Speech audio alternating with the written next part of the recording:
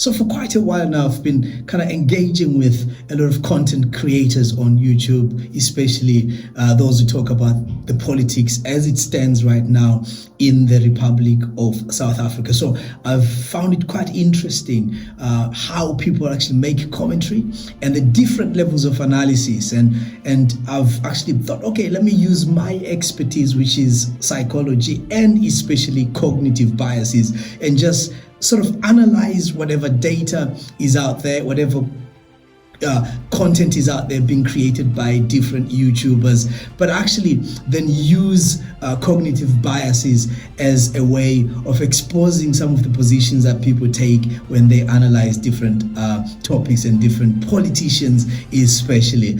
And so I'm just going to jump in straight away and actually expose that some analysts on YouTube actually often provide very valuable insights into different topics, and I think that is fantastic, because what they do is they package whatever content is out there and they then deliver it to people in ways that are more manageable, sort of bite size, depending on whatever position they are coming from. And I think that's a useful thing. But also there is also a downside to it, because there are notable things that people fail to do when covering politics, and we're just going to jump in and analyze some of those flaws.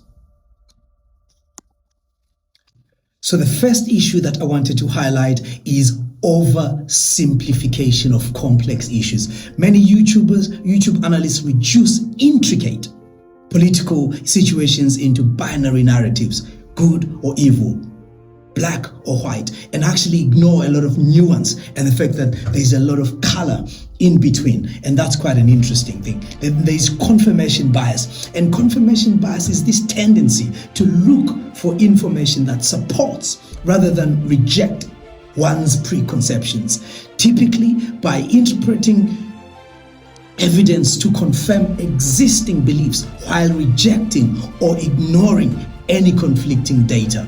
And then there is this echo chamber situation as well, where an echo chamber is a social environment or a platform where individuals are exposed to information, opinions, and viewpoints that align with their pre-existing beliefs. And that is done quite exclusively. It's a place where dissenting voices are muffed or entirely absent, and where biases are confirmed rather than challenged. More often than not, such environments become a medium for a rampant spread of misinformation. Now let's jump in and see some real practical examples. We'll start off with this one from SMWX, a channel I love and respect very much, and I was a bit disappointed when I saw this actually. But the idea there is that they've anchored the word dumped, and immediately it draws your attention to the fact that somehow maybe Floyd Shivambu has been unceremoniously removed from the party, which may be far from the truth, especially if you compare it to the news conference, which basically says we are redeploying Floyd Shivambu to the National Assembly. Now have a look at this one. Floyd Shivambu not wanted in MK party anymore.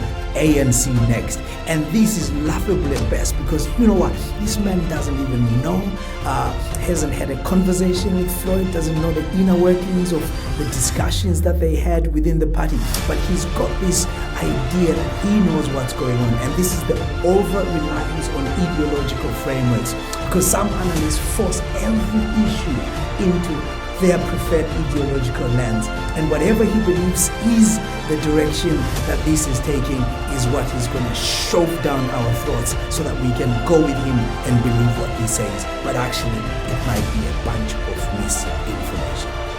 As if that wasn't enough, the same gentleman follows it up with another ridiculous statement that Floyd Shivambu will resign soon. He knows that. Somehow he knows that. And this is kind of confirmation bias. He's confirming his own preconceived ideas about what's going on, and he's kind of imposing that and actually putting it on a public platform so that we can buy into his idea. But again, does he really know what's going on? I think it's misinformation. So what we've looked at today is 4 things. Number 1, confirmation bias, followed by echo chambers. We've also looked at sensationalism and clickbait. But actually what tends to happen here is that there's this whole idea of the financial incentives driving bias. This is where YouTube's algorithm rewards outrage and polarization, meaning some analysts avoid a balanced take on their analysis in favor of some kind of one-sided view of things, or basically going for the outrages, or basically trying to polarize, and that really generates a lot of views, and obviously that translates in many instances to financial reward. So how do we spot bad political analysis on YouTube? Number 1 is you check their credentials. Does the analyst have relevant expertise? That's quite critical, it's important. And number 2, cross-reference. You have to cross-reference. Are other credible sources saying the same thing? And the key word there is credible sources. And then beware of emotional manipulation. Like in some of the examples I just gave there, there is this emotional, let's feel what Floyd is feeling. It's very tough for him in there. Let's just go with this idea that, there's emotion involved. Beware of that, because there's hysteria that can be involved in that. Last but not least, look for nuance. Does the analyst acknowledge counter arguments? And that's, for me, is a very good thing when somebody takes their time to say, I think this, but actually there is this opposing view, and there's this other view that comes from a different source, and there's yet another view that comes from a different source. If you see somebody doing that, they are a credible guy. You know what? My name is Ambrose Neuro. I'm here to give you a psychological perspective to analysis. Thank you.